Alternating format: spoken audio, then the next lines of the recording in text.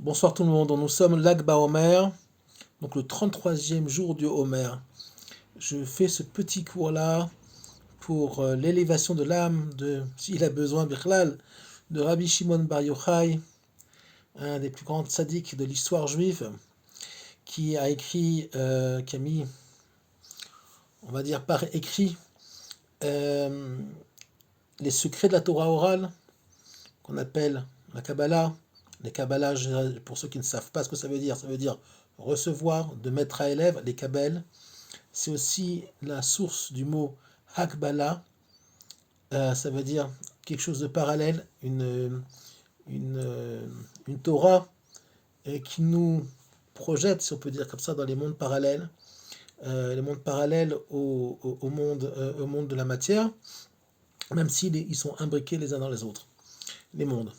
Ok.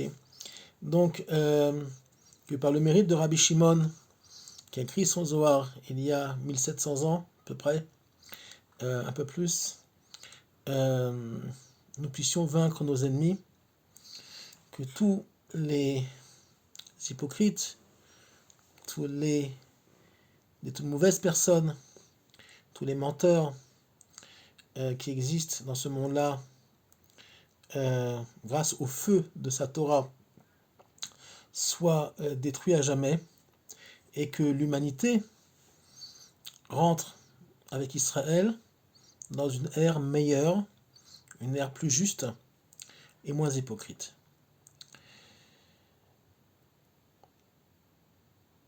L'actualité que nous vivons actuellement est très intéressante.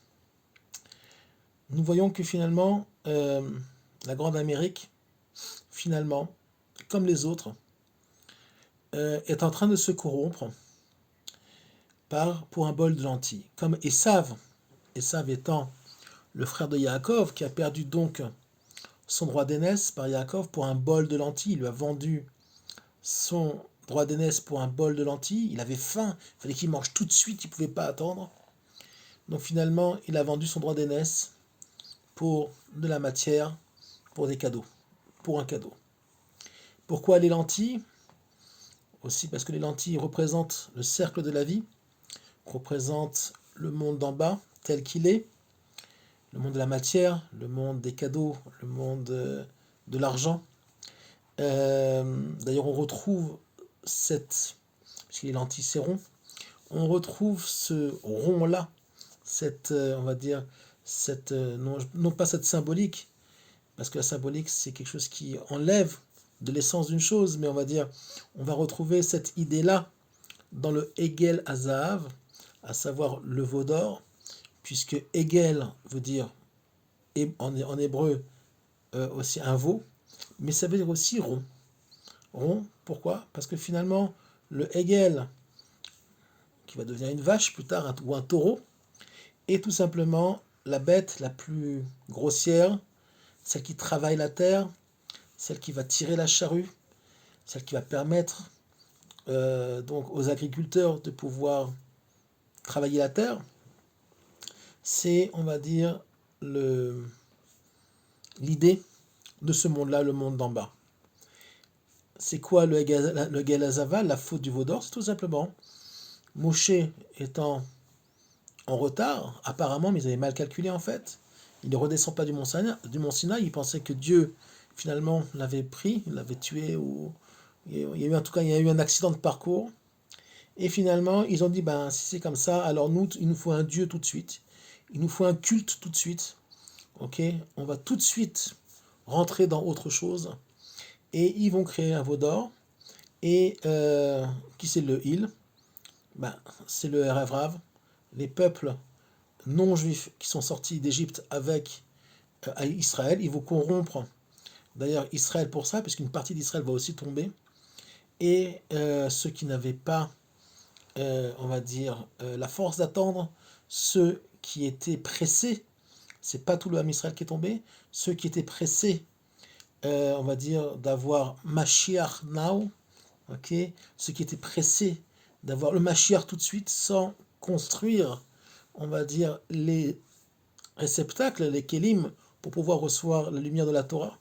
Donc, il faut faire très attention à ceux qui ont un manque de patience, même si on veut Mashiach now, on veut le Mashiach tout de suite, mais si parfois le cli, le réceptacle n'est pas prêt, les lumières qui vont y rentrer vont faire exploser ce même réceptacle et finalement on va obtenir une catastrophe. Au lieu de recevoir de la lumière, on va recevoir beaucoup d'obscurité.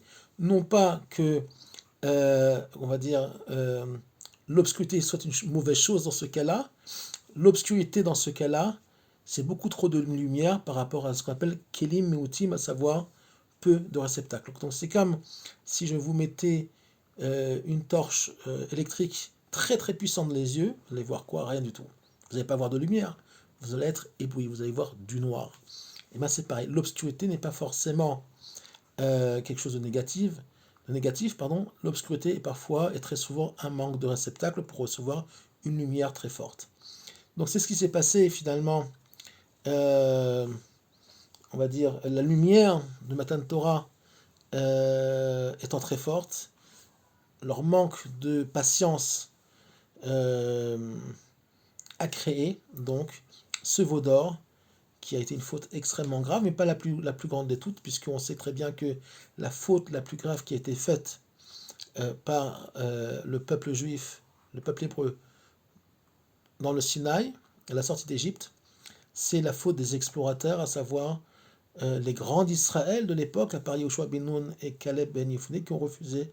Finalement, ils ont fait Lashon Hara, ils ont mal parlé sur la terre d'Israël, et finalement, il va falloir attendre une deuxième génération que les enfants rentrent, et non pas les parents. Les parents ne rentreront pas, parce qu'ils ont fauté, ils ont mal parlé sur la terre, ok, et finalement, c'est les parents qui vont rentrer, et il va falloir attendre 40 ans dans le désert pour pouvoir rentrer avec Yehoshua ben Nun sur la terre d'Israël et la nettoyer des Cananéens.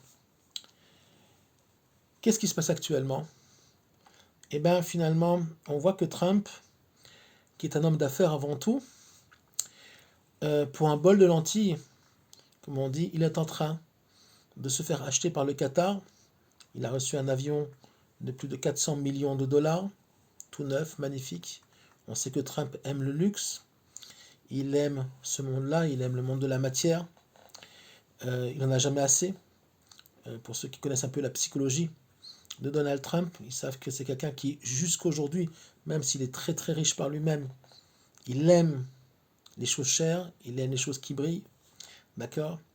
Et donc pour un bol de lentilles, pour un avion, et pour d'autres cadeaux, et d'ailleurs dans la loi américaine, on a le droit de faire des cadeaux à un président, c'est pas interdit par la loi.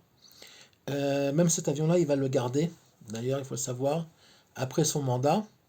Et s'il finit son mandat, on ne sait pas, on verra bien, on verra ce que Dieu fera de ce monde-là dans les mois et jours qui viennent. Il pourra le garder. Donc finalement, il se fait un peu avoir. Pourquoi? Parce que Trump a dit une chose intéressante. War is bad for business. La guerre, c'est mauvais pour le business. Alors, personne ne veut la guerre. Il faut comprendre une chose, personne ne veut la guerre. La guerre, c'est terrible. Il y a des gens qui meurent, des familles qui sont déchirées, des papas qui rentrent pas. Malheureusement, en Israël, on le vit depuis 2 ans. J'ai un voisin qui est mort, qui a laissé, je ne sais plus combien, 5 ou 6 enfants. D'accord. Un ami de mon fils qui est un jeune aussi, Hanan, qui est décédé à Gaza. Une famille déchirée des deux côtés. La guerre, c'est jamais bon, la guerre, c'est jamais bien. Mais ce monde-là, pour le moment en tout cas, est encore, on va dire, fait de beaucoup d'obscurité, beaucoup de mal. Et le mal ne s'éradique pas avec des fleurs, ni avec des jolis mots. Malheureusement, il y a des forces extrêmement négatives dans le monde, et ces forces-là, il faut les éradiquer par le fil de l'épée. Aussi dur que ça soit, aussi désagréable que c'est pour tout le monde, malheureusement, il y a des populations sur Terre qui sont extrêmement dangereuses, néfastes, et qui, eux, sont prêts, d'ailleurs, à anéantir ce monde-là. Je vais faire juste une petite parenthèse qui m'a beaucoup amusé, de gens qui croient connaître la Torah, qui parlent au nom des 10 commandements. Il y a beaucoup de gens très intelligents qui savent tout. C'est magnifique. Et là, je vais fermer la bouche à beaucoup de gens. Malheureusement, parce qu'on m'a écrit ça plusieurs fois. Et j'ai attendu ce soir-là pour en parler. On m'a dit, regardez ce que vous faites à Gaza. Il y a marqué dans les 10 commandements, tu ne tueras point. Ah bon? J'aimerais bien savoir où c'est marqué dans les 10 commandements, tu ne tueras point. Il n'est pas marqué, tu ne tueras point. Il est marqué lo tirtsar. Les grands intelligents qui croient savoir quelque chose, sachez une chose, c'est qu'en hébreu, comme en français d'ailleurs, il y a des nuances sur les verbes. S'il avait marqué ne tue, tu ne tueras pas, point, dans les 10 commandements, il aurait été marqué lo taharog. La harog, c'est tuer. C'est pas ce qui est marqué dans les 10 commandements.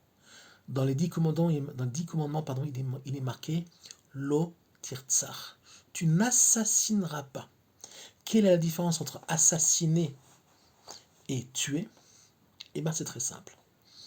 Si vous êtes chez vous à la maison et que vous êtes un homme, vous êtes marié, vous avez des enfants, et que des assassins qui viennent par hasard, peut-être de Gaza, viennent dans votre kibbutz avec des kalachnikovs et des machettes pour tuer votre famille, d'accord? Vous allez vous défendre, ce que vous pouvez, si vous pouvez, et vous allez les tuer. Mais c'est pas eux viennent pour vous assassiner, ils viennent rentrer dans votre territoire, dans votre maison, pour assassiner vos enfants et votre femme et vous-même, que Dieu préserve. Et vous, vous allez les tuer si vous pouvez, pour vous défendre. Il y a une grande nuance entre l'irtsoar, assassiner, et tuer. Dans les 10 commandements, dans Aseret Adibrot, il y a marqué lo tirtsar, tu n'assassineras pas. Ce qu'ont fait les Gazaouis civils et le Hamas le 7 octobre, ils sont rentrés dans les maisons, ils ont éventré des femmes, ils ont coupé des têtes, c'est filmé, d'accord? Leur joie aussi a été filmée, d'accord? Ils sont venus assassiner, d'accord? Quand on réplique et quand on se défend, c'est la harog, c'est tuer. Il n'est pas interdit dans la Torah, et bien au contraire, de tuer. Si c'est pour se défendre, si c'est pour faire une guerre, pour anéantir des populations toxiques, alors tu peux les tuer. Nuance très importante. Donc non, il n'est pas marqué dans les 10 commandements, tu ne tueras pas. Il est marqué, tu n'assassineras pas. Et c'est pas pareil. Et malheureusement, comme je l'ai dit déjà il y a 5 minutes, nous sommes dans un monde où, d'ailleurs la halakha juive, la loi juive te dit, si tu sais que quelqu'un vient pour t'assassiner, tu le sais, tu as des renseignements. D'accord? Si tu sais qu'une bande de voyous sont en route pour chez toi pour t'assassiner, prépare-toi à la guerre, sors ton épée, sors ta kalachnikov, sors ton pistolet, défends-toi et tue-les avant même qu'ils puissent même rentrer dans ton périmètre et éventuellement te tuer toi ou ta famille. C'est une mitzvah de la Torah, même de précéder donc au niveau du combat l'attaque de tes ennemis et de les anéantir avant même que eux puissent le faire. Je reviens à M. Trump. Donc avant de parler, messieurs, dames, en tout cas ceux qui parlent mal, okay, qui viennent nous faire des leçons de morale, d'accord? Sachez une chose aussi, et je l'ai dit dans l'autre cours, les Arabes qui sont en France, les sunnites, pas tous, il y a des gens très bien aussi, ok? Mais une très très grande masse qui sont venus pour vous assassiner. Ils le font déjà. Demandez à Samuel Paty, demandez à Ilan Halimi, demandez au, je ne sais plus comment il s'appelle, il y avait un père dans une église qui a été assassiné, égorgé dans l'église devant tout le monde. D'accord? Vous avez déjà oublié le Bataclan, vous avez oublié Charlie, vous avez la mémoire très courte. Ils sont là pour vous tuer et pour prendre votre place.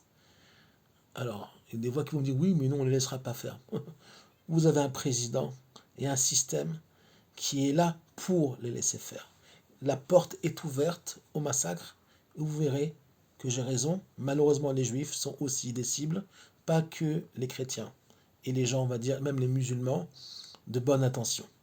Malheureusement, Tout le monde est dans leur viseur, ils sont organisés, ils ont des armes cachées dans les cités, on le sait, je le sais par des journalistes. Ils sont prêts au combat, ils ont été entraînés en Afghanistan, en Algérie, ils s'entraînent dans les forêts en France, d'accord? Il y en a beaucoup qui sont venus de Syrie, légalement et illégalement. Et ils vous attendent au coin de la rue, malheureusement, parce que l'Europe est endormie. À vous de vous réveiller, si c'est possible encore. Donc pour le moment, les gens qui font de la morale à Israël, préparez-vous vous aussi au combat, parce que l'heure est proche où vous allez voir ce que Israël a vécu le 7 octobre, vous allez le vivre en 1000 fois pire. Parce que vous n'avez pas, contrairement à nous, une armée pour vous défendre, parce que l'armée française c'est une toute petite armée, une police pour vous défendre, parce que la police française est déjà largement dépassée par les événements. D'accord? Il va falloir que vous vous débrouillez tout seul dans vos quartiers, là où vous êtes. Trump, pour revenir à Trump, l'Amérique actuellement, donc pour un bol de lentilles, est en train de se faire acheter par le Qatar, qui possède déjà à Londres plus de biens que même la famille royale, qui possède pratiquement tous les Champs-Élysées, les grands hôtels de luxe parisiens, des industries, des équipes de football. Ils sont en train de racheter le monde entier.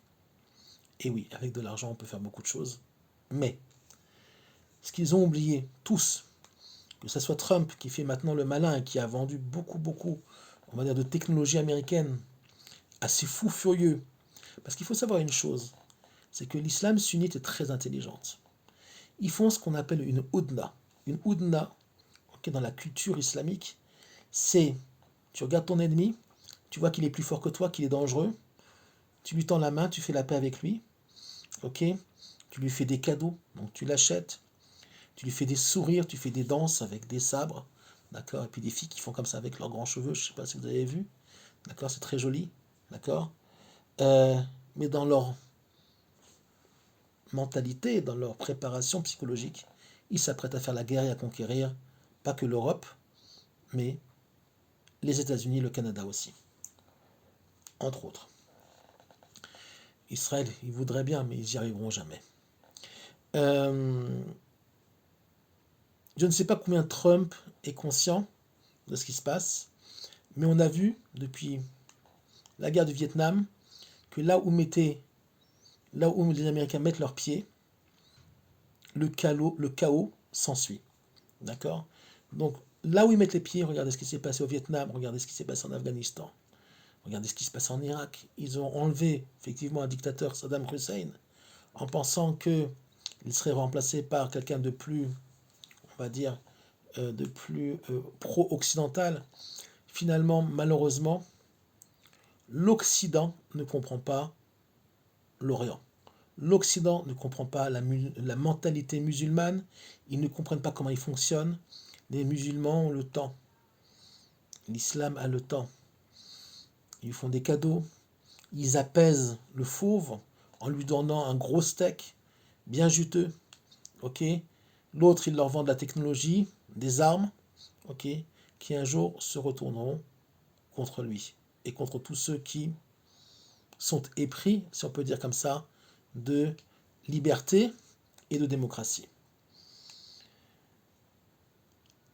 Je ne sais pas combien, parce que je ne suis pas prophète, mais nous avons déjà des prophéties qui ont été écrites dans la Bible, ce qu'on appelle le Nar, à savoir le livre des prophètes, puisqu'il y a la Torah, le livre des prophètes et après ce qu'on appelle les hagiographes, ce qu'on appelle en hébreu le Tanakh, Torah, Nevim, Ktuvim, d'accord? Nous avons déjà des prophéties, entre autres la prophétie de Yecheskel, où on sait que, à la fin des temps, toutes les nations du monde, finalement, pour des raisons d'intérêt, pour des raisons de haine, d'antisémitisme, on veut en finir finalement avec eux, d'accord, vont tous, y compris les États-Unis, se retourner contre Israël. Mais ils oublient une chose, c'est que le maître du monde n'a pas que créé ce monde-là et les mondes supérieurs. Il en est aussi le dirigeant, d'accord? Et plus que ça, le monde, on dit en hébreu, Haolam ou lo mekomo, Euh, non, c'est pas comme ça qu'on dit. Aolam ulo mekomo, mekomo hu aolam. C'est-à-dire que Dieu, finalement, je suis fatigué, excusez-moi, finalement, n'est pas, si on peut dire, un invité dans le monde uniquement. Il est lui-même l'endroit, hu amakom. Il est lui-même l'endroit où a été créé le monde. Le monde a été créé en son sein. D'accord? Ça veut dire quoi? C'est que finalement, le monde entier est imprégné de divin. Et les énergies, ok, et on va dire les mécanismes qui ont été créés, à un moment donné, on va dire, c'est une image évidemment, se réveilleront un peu plus fortement que d'habitude, et la destruction sur ceux qui voudront faire du mal à Israël se mettra en place. Lisez les prophètes d'Israël, Isaïe, Yézéchiel, ok, Yoël, Amos. Vous verrez combien de malheurs vont tomber sur les nations du monde. Ce ne sera pas toutes les nations du monde, mais une grande partie sur les nations du monde qui voudront anéantir ce petit pays grand comme un mouchoir de poche. D'accord? Et vous verrez combien la destruction sera massive. On parle de un tiers de l'humanité qui disparaîtra entièrement, un tiers qui sera très abîmé et un tiers qui restera entière. D'accord? Donc sur 8 milliards d'habitants, ok, c'est à peu près 2,7 milliards qui disparaîtront, 1,5 milliard encore qui disparaîtra, puisque ça sera partiellement. En tout cas, voilà, on sera pratiquement à la moitié de l'humanité qui partira en fumée. Pourquoi? Parce que le maître du monde a un projet et les gens ils peuvent rire jusqu'à demain. Les gens ils peuvent plaisanter jusqu'à demain. Regardez, les dinosaures ont disparu. Qui sont restés depuis la création? Les fourmis, les, les virus, les microbes, d'accord? Les tout petits sont restés. Toutes ces grosses bestioles, tous ces gros empires ont tous disparu. Et ce petite fourmi qui est le Ham Israël continue dans l'histoire depuis le début.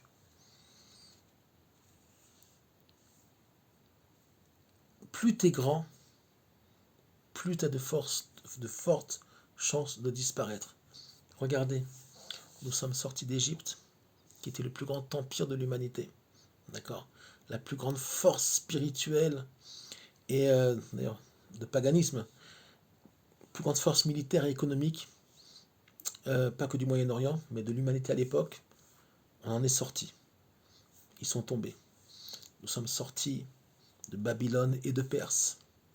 Nous sommes sortis de l'Espagne. L'Espagne était, pour ceux qui, à l'époque de l'acquisition, malheureusement, ceux qui ne savent pas, qui n'ont pas assez de culture générale, l'Espagne était l'équivalent des États-Unis. Ok, ils avaient la plus grande flotte marchande et militaire du monde, à part les Chinois, peut-être. Ils étaient très loin à l'époque, donc je parle au niveau du bassin méditerranéen. C'était un très grand empire, l'empire espagnol, des grands conquérants. Ils sont tombés. À partir du moment où ils ont fait du mal aux Juifs, les Juifs sont partis en partie, une partie ont fui, une partie malheureusement a été brûlée sur le bûcher, ok, au nom de leur Dieu, d'accord. Euh, et après ça, l'Espagne est tombée. D'un pays ultra puissant, ils sont devenus rien du tout. Regardez ce que c'est l'Espagne aujourd'hui, zéro. Pays de rien du tout. Ils n'ont plus d'économie. C'est un pays qui fonctionne de façon très primaire, d'accord. Tous les empires qui ont fait du mal à Israël sont tombés.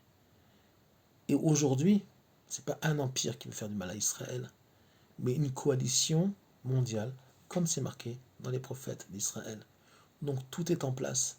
Dieu merci, nous avons le mérite de voir cette génération-là, et nous aurons aussi le mérite de voir la défaite et, on va dire, l'écrasement total de tous les ennemis d'Israël. Et je sais qu'il y a des gens qui me regardent et qui rient ou qui sourient. Mais vous en serez témoin. Je vous garantis que vous le verrez. Malheureusement, Trump est en train de préparer non seulement la fin des États-Unis, mais la fin de l'Occident tout court. Pourquoi? Pour un bol de lentilles. Pourquoi? Parce que la seule chose qui l'intéresse, c'est le business, pas la morale.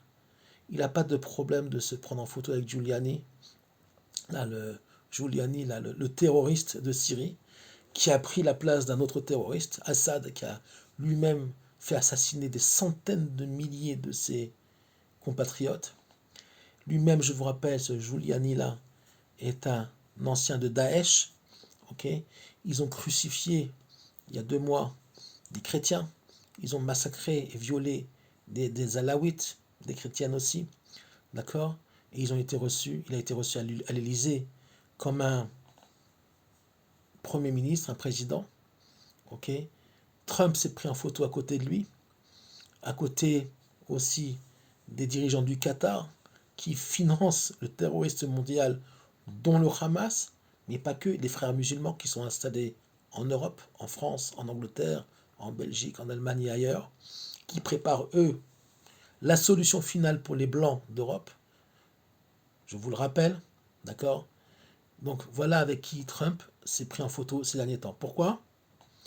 Parce que dans la mentalité américaine, on pense qu'avec l'argent, quand il y a des échanges d'argent, quand il y a des échanges de business, alors ça calme, on va dire, la fougue, ça calme les esprits terroristes. Ben non, monsieur Trump. Regardez Gaza. Des milliards ils ont reçus avec vos impôts, les impôts de l'Europe, les impôts des Américains. Des milliards. Ça aurait pu être un Dubaï x10. Qu'est-ce qu'ils ont fait? De la merde. Excusez-moi de dire un gros mot, mais de la merde. Ils n'ont rien fait avec. Ils ont construit des tunnels et ils ont acheté des armes. C'est tout ce qu'ils ont fait avec. Ils auraient pu vivre comme des rois sans rien faire. Il y avait tellement d'argent qui est rentré du Qatar, tellement d'argent qui est rentré de l'Europe, tellement d'argent qui est rentré des démocrates américains, des milliards qui ont été jetés à la poubelle, qui ont été jetés dans l'achat d'armes, ok, dans la construction de tunnels. Plus de 600 kilomètres de tunnels ont été construits sous Gaza. Pour faire quoi? De l'irrigation? De l'agriculture? Non, du terrorisme. Avec votre argent. D'accord? Si vous êtes européen ou américain. Donc voilà. C'est le triste constat du monde actuel. Mais moi je souris. Parce que ce soir-là, ce soir de l'Akba Omer, ce soir je fais ce cours-là, ce soir de l'Akba Omer, Rabbi Shimon Bar Yochai, dans son Zohar, nous a déjà raconté, et pas raconté, enseigné comment ça va se terminer. Am Israël s'en sortira, en Eretz Israël, en Europe, ça va être beaucoup plus compliqué, d'accord? En Eretz Israël, on va s'en sortir, non pas parce qu'on est les meilleurs, pas du tout, parce qu'il y a un projet. Et le projet, il est divin. Et quand on est en guerre contre Dieu, on sait déjà qui c'est qui va gagner. Je vous souhaite Shabbat Shalom, un bon Lag BaOmer et par le mérite de Rabbi Shimon Bar Yochai, mi-ange, mi-homme, par le feu de sa Torah, nous allons voir très bientôt le dévoilement du Mashiach, le vrai, celui qui va non pas amener uniquement de l'amour pour le monde, mais d'abord, avant tout, il va amener la justice. Il va ramener la vérité. Et le Mashiach, pour ceux qui ne le savent pas, n'est pas un mec sympa. C'est un justicier. C'est un homme qui va ramener, on n'a jamais eu, mais qui va amener au monde le Hémet, la vérité, la justice. Et ceux qui on va dire, ne seront pas dans son sillage, que tu sois juif ou pas, peu importe, vont beaucoup souffrir. Parce qu'il n'y aura plus de place pour l'obscurité. À très bientôt, Shabbat Shalom et de bonnes nouvelles très très rapidement.